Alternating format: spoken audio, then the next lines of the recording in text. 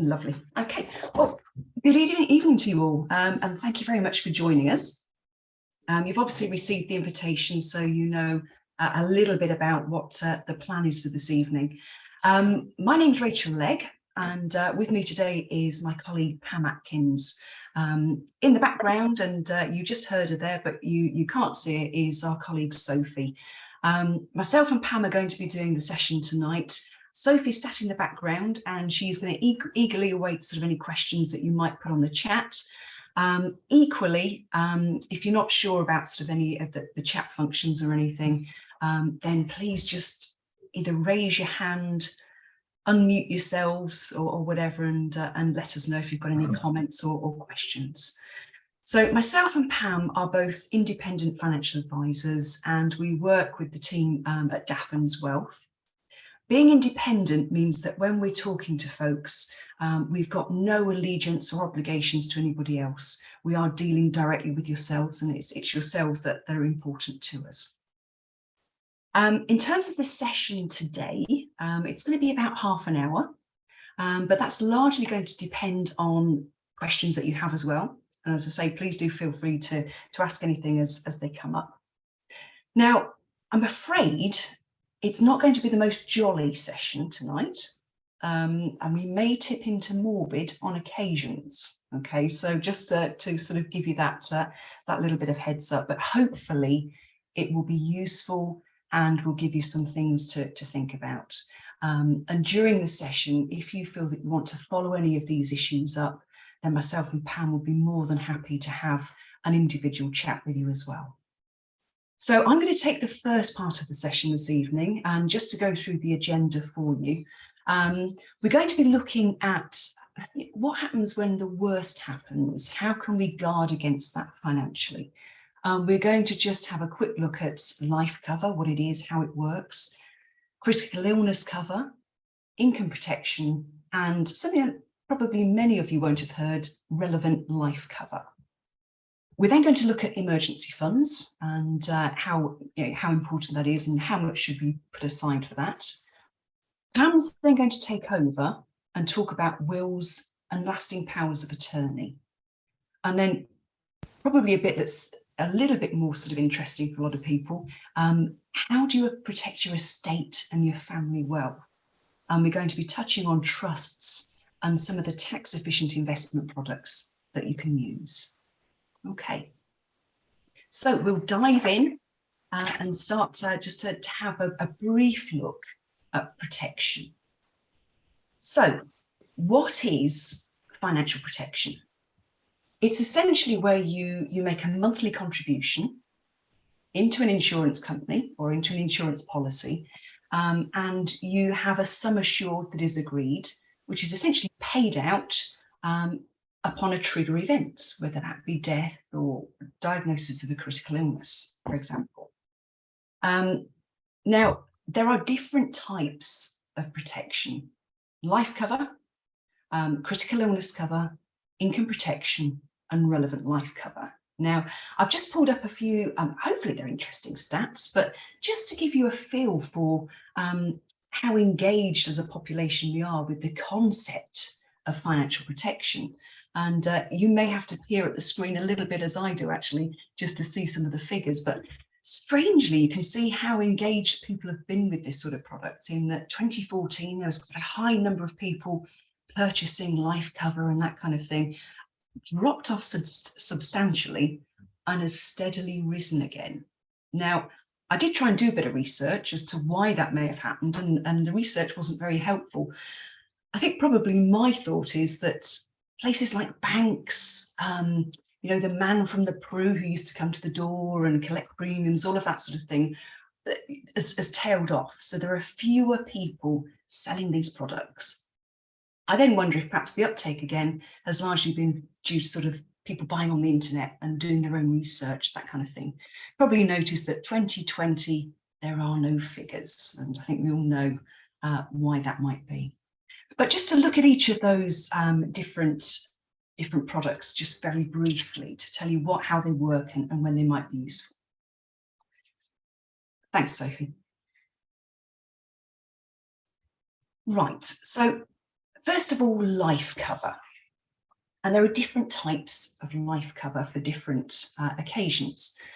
The first we're just going to mention on it is term cover. So what we mean by this is when you buy a life cover just to cover a specific period of time. Now, there are two types of this. There's decreasing term life cover and there's level term life cover. Typically, if you've got a mortgage or have had a mortgage, you may well have had decreasing term life cover against it. Hopefully you've had some kind of, or have some kind of life cover against it.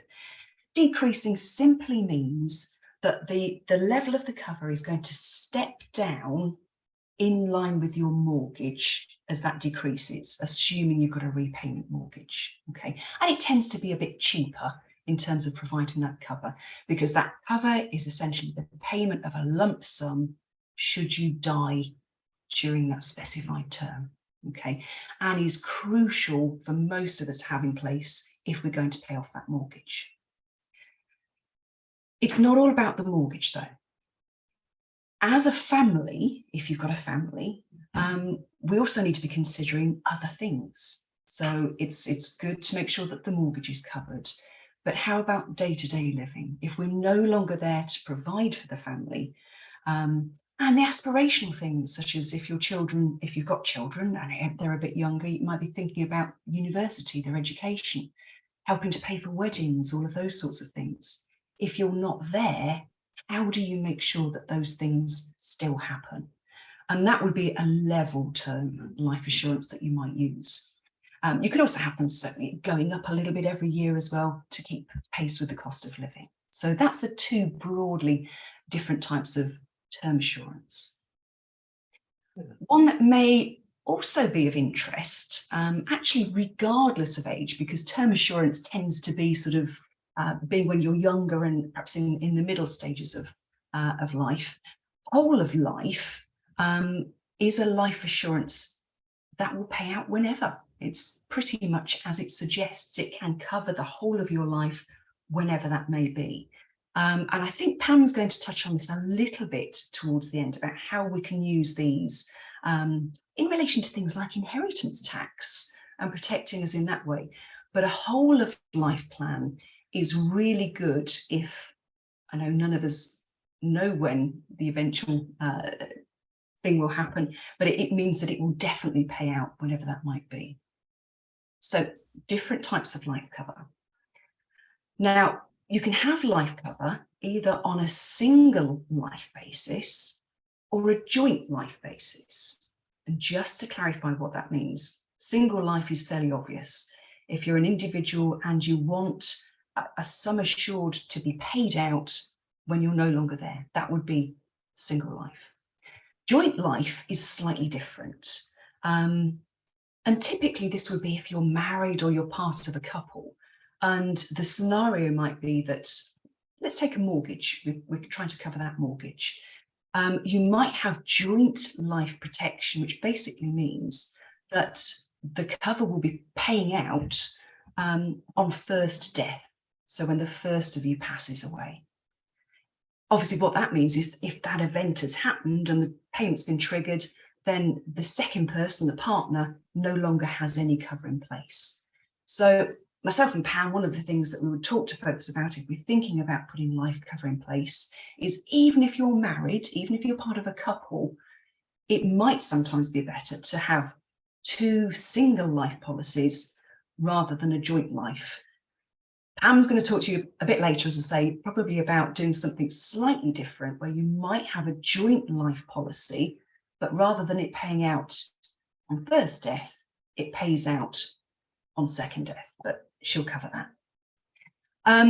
Again, just to give you an idea of sort of the size and of payments that we expect to see for life cover, it's about £80,000.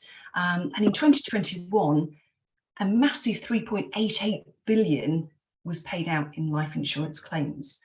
So if you're sort of in any doubt as to how sort of the validity of these sorts of policies, they are incredibly useful and they are literally there to make sure that your family bonds or liabilities are covered should you no longer be there. Okay, so moving on from life cover, and gosh, time is whizzing already. I've just looked at my watch. I will try and speed up for you, Pam.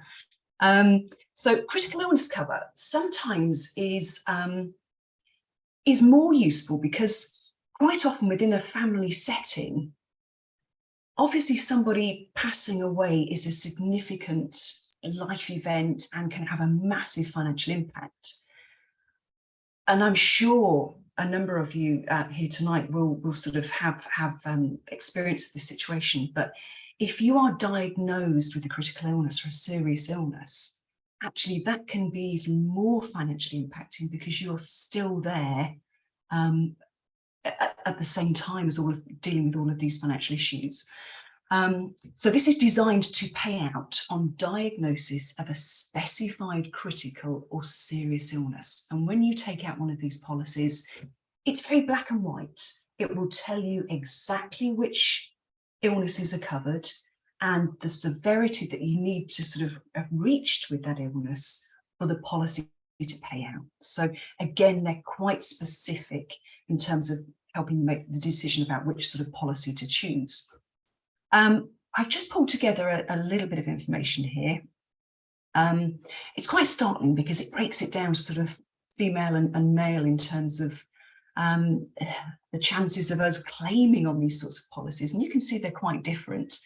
I'm not going to spend time pulling information out of this, but you might just sort of be able to cast your eye over it. I found it reasonably interesting in terms of what we might expect, dependent on our sex, as to what issues we might face. But again, really important, if you've got life cover and you've only got life cover, perhaps to give a critical illness a consideration as well. It's something that myself and Pam will talk to people about. It can be expensive, but equally it's worth finding out, if you need cover, how much that might be. Thanks, Sophie.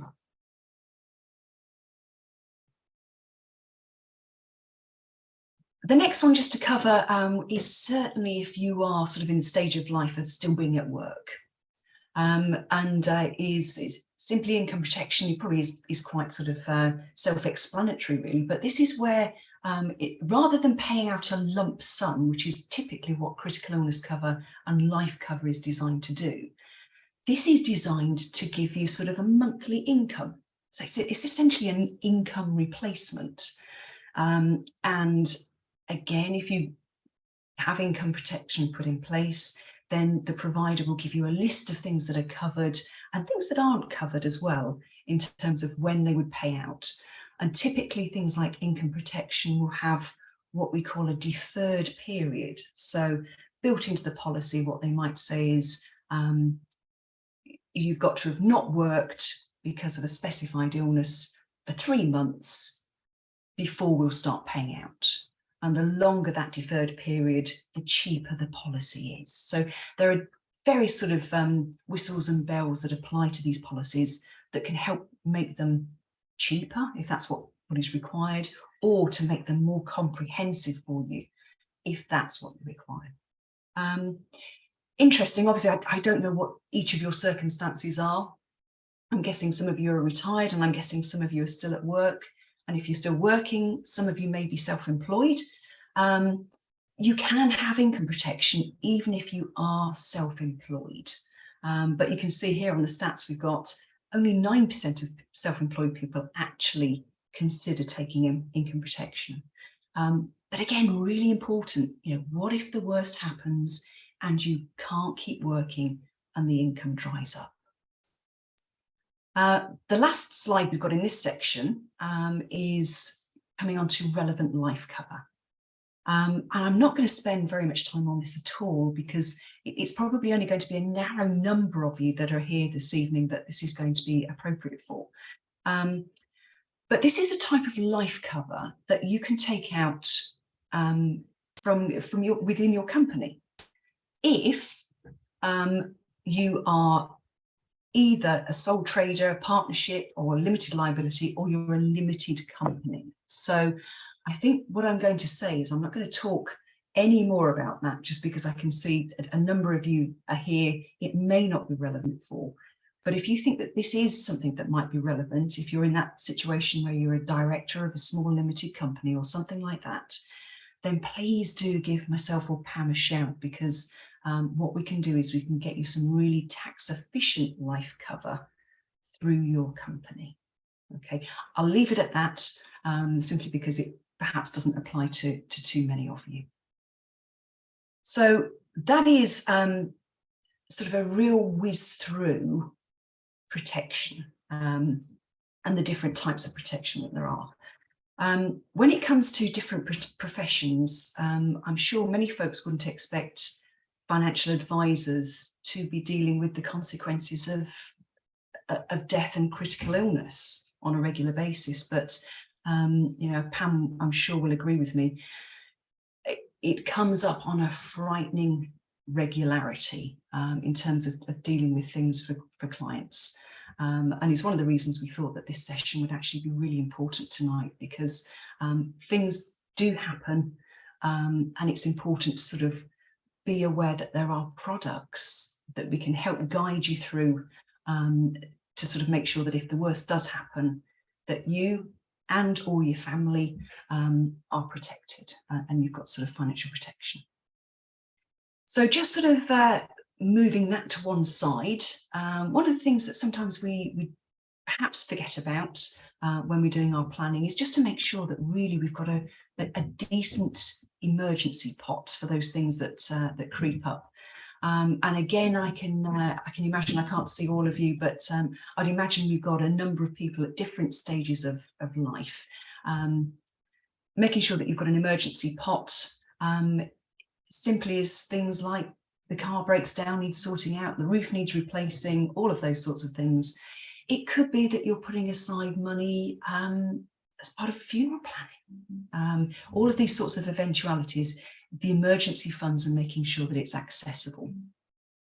When I'm talking to folks about the very basics of financial planning, what I like to do is to get people to visualize 3 circles or 3 pots of money, and literally labeling those 3 pots as sort of your emergency pot, easy and accessible. Then your medium-term pot, that might be things that you're saving for or putting money aside for that come in the next 5 or 10 years. And then if you're not retired, the 3rd pot is that retirement planning pot. And trying to make sure that you've got a decent amount of money to meet your plans in each of those pots is really important. Typically, an emergency fund is going to take the form of an easy access savings account. Obviously, we're not going to get much in terms of interest on that, but it's just about that accessibility. Premium bonds, also great for that. Some people love premium bonds, some people aren't so keen, but they are fairly accessible. If you've got a premium bond, you can access them usually within 8 working days. The money's risk-free. There's no interest rate, but you could always win one of the prizes. But again, it's just a nice accessible amount of money for those emergencies. How much you should have as an emergency fund is going to depend on your situation, really, and what you feel comfortable with. Typically, we are sort of trained when we're learning to become financial advisors. That was a long time ago, but you're typically trained to sort of give advice that it's either 3 months income or it's 3 months outgoings, just to give people a bit of breathing space. However, I would say it is about what you feel comfortable with. It might be that you'd like to have a couple of thousand put away, £10,000 or whatever, but just make sure that it is nice and accessible for those emergency moments. So I'm going to hand over now to Pam, who's going to talk about sort of wills and lasting powers of attorney and how you can use these to protect you know, what you've worked hard to build up, and perhaps, you know, the outcome of a payment from a protection policy. But, you know, Pam's going to take over now and look at that with you. Hello everybody and good evening.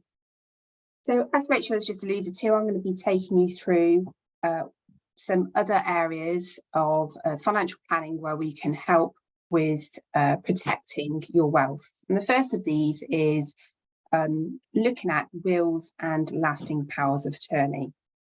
Now, wills and lasting powers of attorney, or LPAs as we call them for short, do go hand in hand.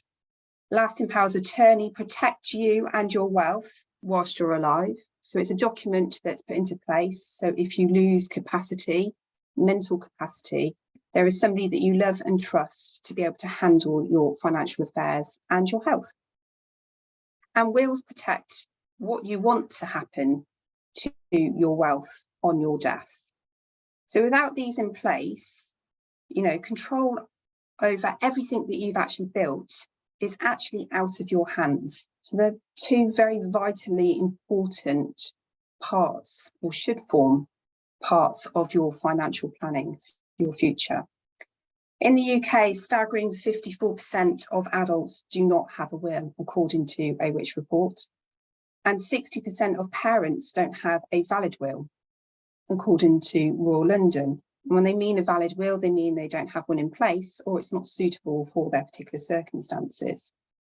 And quite important, if you do have children and you do not have a will in place, it's the courts that decide where your children go and who cares for them. So if nothing else, that one point there should be at the forefront of most parents' minds. I think more staggering, though, is that less than 1% of UK adult population has a lasting power of attorney. And so that in itself, that particular stat is by far mind-blowing. Losing control or not having somebody that you trust to be able to have control over your welfare. Next slide, please. Sorry, Soph. Oh, no, sorry, just leave it on that slide there for me, sorry. So if you die without a will, this is actually known as dying intestate. Okay, simply put, the law determines what actually happens to your estate. And that in itself goes hand in hand. It means that there is a risk that your loved ones do not benefit from your estate.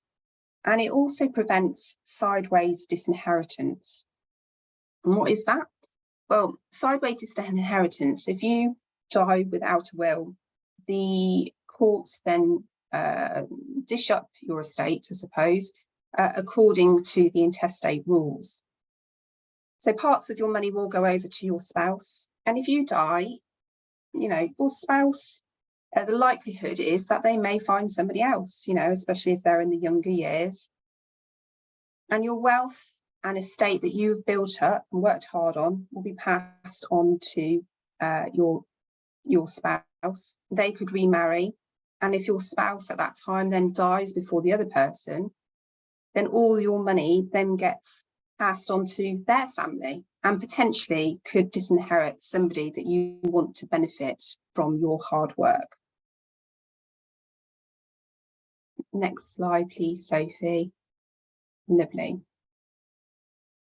So lasting powers of attorney, they are less well known, should I say, but equally important.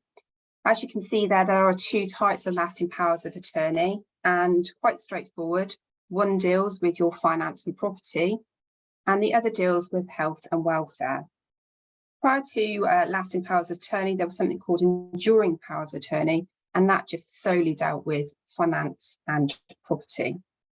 So every 90 seconds, someone actually in the UK is admitted to a UK hospital with a brain injury.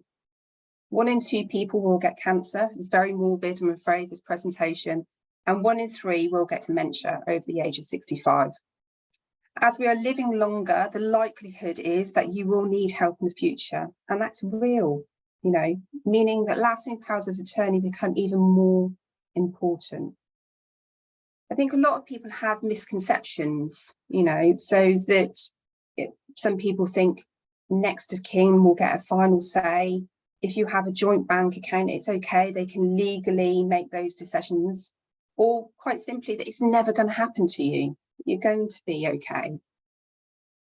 But without a lasting power of attorney, it's actually the court that decides your welfare. And it's the court that decides who they appoint to look after you, your health and your finances. So there are 3 good reasons why to put a lasting power of attorney into place. The first, and probably most important, is that you choose the person that you think will look after you and care for you and your finances. 2, it makes things easier for your loved ones when you are not in a position to look after yourself. And 3, decisions are actually more likely to be in your best interests because those people that you've appointed know you and know you well. Next slide, please, Sophie. So that was lasting powers of attorneys and wills. But there's other things that we can also do to put into our planning. Intergenerational planning. So intergenerational planning is making sure that your wealth gets passed on through your generations.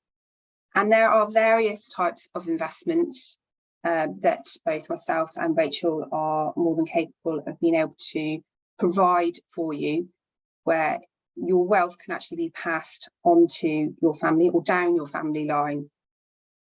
But not just investments, there are other tools that we can use. As Rachel mentioned earlier, there's the use of trusts as well. They are very complicated, but they do ensure that your estate and your wealth is passed on down your line and to minimise the tax that you actually pay as well. We in Insight do have an estate planning team called Foresight, and they do urge everyone to consider how people are living their lives today and how it affects what they can pass on to their children and your bloodline if you don't have the tools in place to do so. Next slide, please, Sophie.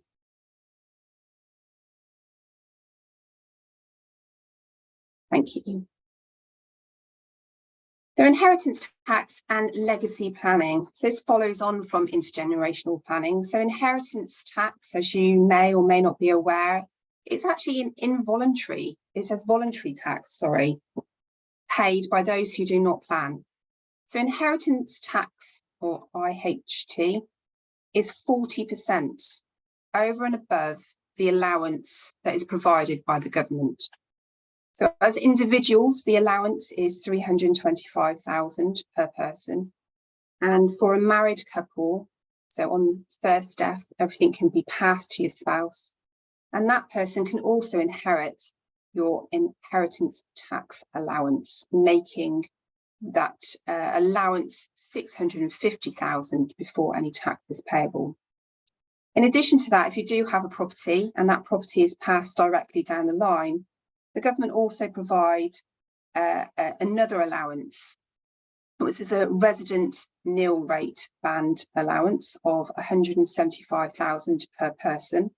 So potentially, as a married couple, you could build a wealth of £1 million and not pay any inheritance tax.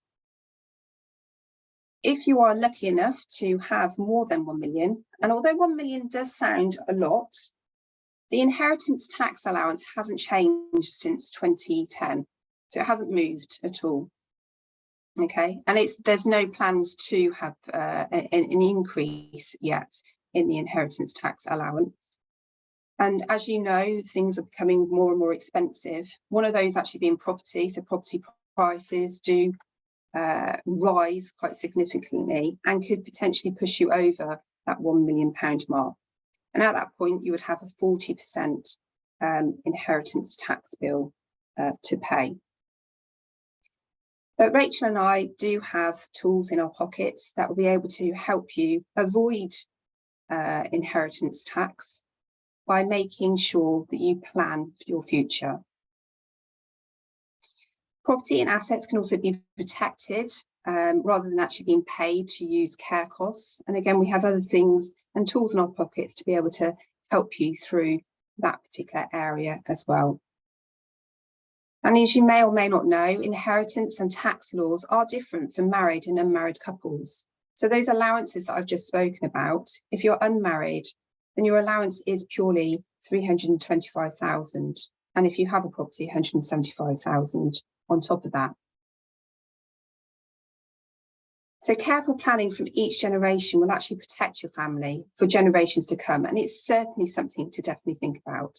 Why build all your wealth and estate only to pass it on to the taxman? And me and Rachel ensure that all your bands are actually used when we talk about future planning. Next slide, please, Sophie. So that kind of brings us to the end of the presentation today. I'm sure, is there anything that you want to add? Sorry, Sophie. Sorry, Rachel. I was just going to briefly say, Pam talked about foresight as a part of our business. What I would say as well is that there are plenty of local solicitors that at Daffins we work with and would recommend, if you want to sort of have a recommendation of having a chat with them with regard to wills and lasting powers of attorney. But I'm aware sort of obviously that the session's kind of probably broken down into two very different chunks, and some of you may have been more interested in certain aspects than others. But yeah, all of these different issues, myself and Pam will be more than happy to discuss with you, whether it be simple sort of life cover through the business, whole of life cover.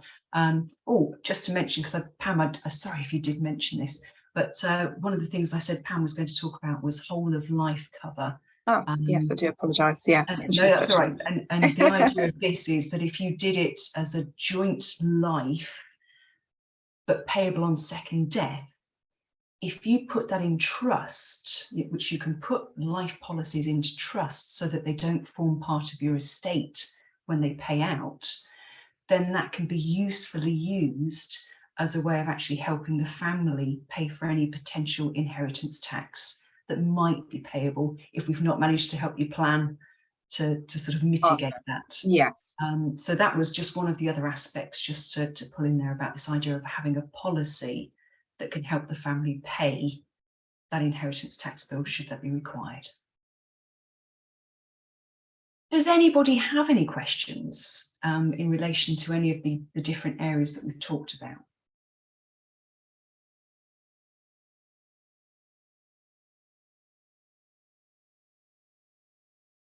No questions in the chat as yet.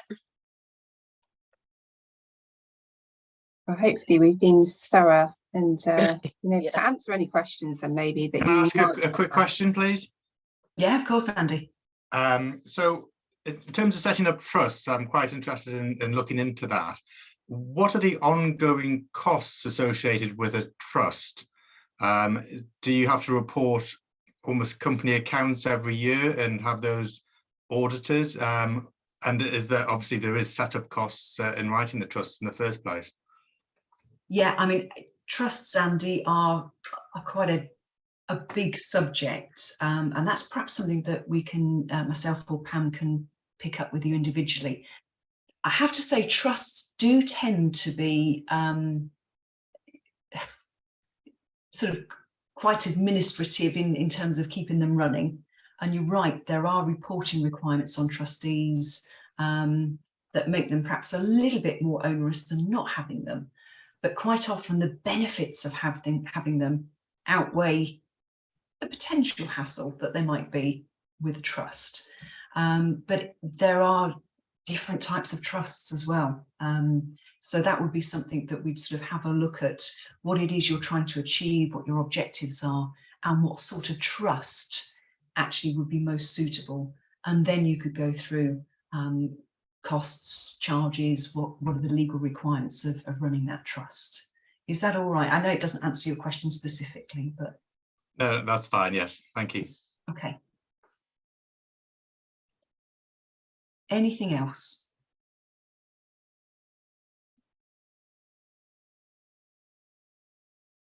I love that we were momentarily joined by a cat there. That was lovely. Thank you, Jane. Right. Well, if there are no other questions today, myself and Pam are always available. If something else occurs to you or you just rather not sort of raised the question at the moment, we'd be delighted to have a chat. If you want to follow any of this up, please make contact either through Daffin's Wealth, or you can see myself and Pam's contact details on the screen at the moment. Can you hear me now? Oh, I can, yes. Okay. Yes, I've just found out how to unmute. I just wanted a thing about trusts, if I may, very quickly. I take it, obviously, if you make a trust in your lifetime, that's one thing. But if a trust is set up through your will, presumably that is after inheritance tax is paid. So the trust has all you've paid inheritance tax on the figure before you make the trust. Yes, it's not, you're not sort of mitigating inheritance tax typically through that kind of trust. Trusts are often more about bloodline planning and actually protecting the money going down the generations, rather than inheritance tax saving. Oh, good. Thank you. That's what you're sort of potentially doing there. Yes. Thank you very much, because the rest of it, I'm afraid, I'm 95 years old. I wish I'd been listening to you 60 years ago when our children were born. I took out protection term insurance when my children were young in case my wife died.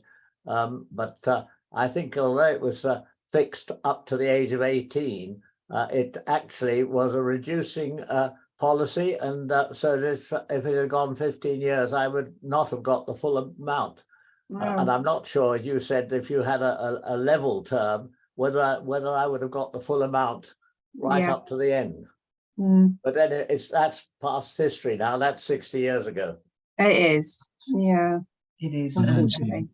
Yeah, we just sort of try and do the best that we can for individuals, but we've been talking to you as individuals, but actually it goes up and down the generations. So if any of you have got children who you think might want to have a chat, or if you are a little bit further down and if you've got parents who you think might benefit from a chat, we are more than happy to talk to anybody.